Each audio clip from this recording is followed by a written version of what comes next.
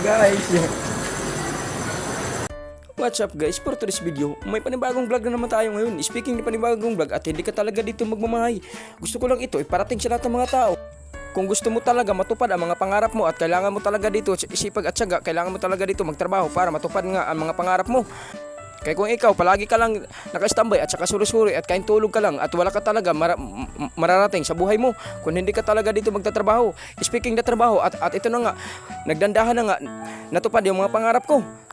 So kung gusto ko lang ito ipakita sa lahat ng mga tao na kung gaano talaga kasaya kung makikita ka ng mga ganito na mga motor. Speaking ng motor at nandito nga talaga ito sa Madrid kasi gusto ko lang ito iparating sa lahat ng mga tao na kung gaano talaga kasaya. Gusto ko lang ito iparating sa lahat ng mga tao na kung ikaw talaga ay isa ka sa nakapanonood ng video, gusto ko lang ito ibahagi sa lahat ng mga nakatambay dyan sa Kantilan, Surigao del Sur na walang trabaho.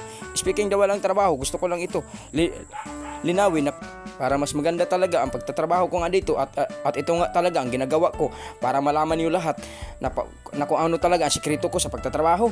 Speaking na pagtatrabaho at ito na nga at bumili nga talaga ako dito ng bagong motor para ganado talaga ako sa pagtatrabaho ko at palagi nga talaga ako excited. So gusto ko lang ito iparating sa lahat ng mga tao at hindi talaga ako nakaramdam ng pagod kasi palagi nga ako excited kasi nakikita ko yung motor ko at palagi talagang bagong bago. So ito na nga as you can see guys, kung magsisikap nga talaga tayo dito at makabili nga talaga tayo sa ating gusto at hindi tayo katulad sa ibang tao na palagi talaga naka-standby at wala talaga nararating sa kanilang buhay at palagi lang talaga sila nang baba sa akin.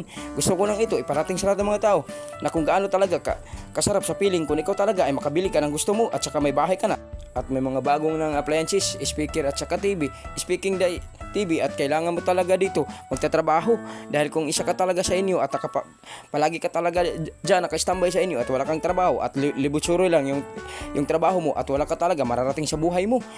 At kung ikaw talaga ay palagi ka talaga nakainggit at wala kang trabaho at ito na nga gusto ko lang ito iparating sa inyo dahil kung isa ka talaga sa nakapanood ng video ito sana wag mo kalimutan mag-iwan ng like, share, subscribe. Hanggang dito na lang tayo. Thank you, God bless at mabuhay ka hanggat gusto mo.